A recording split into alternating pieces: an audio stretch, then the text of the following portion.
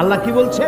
পৃথিবীর সমস্ত জেন, সমস্ত মানুষ সব যদি একটা মাঠে একত্রিত হয়ে যার যার চাহিদা সব যদি চাইতে থাকে, আর প্রত্যেকের চাহিদা অনুযায়ী যদি আমি চাহিদা পূরণ করে দেই, তাহলে আমার ভাণ্ড থেকে অতটুকুন কমবে না যতটুকুন একটা সুই সমুদ্রের ভিতরে ডুবাই দিয়া সুইটা জাগালে পরে সমুদ্রের পানি যতটা কমবে না, আমার ভাণ্ড থেকে তাও কমবে না। সুবহানাল্লাহ, সুবহানাল্লাহ, সুবহানাল্লাহ। এই হচ্ছে আমার আল্লাহ, এই হচ্ছে আমার রব, এই হচ্ছে আমার মালিক। আল্লাহু আকবার।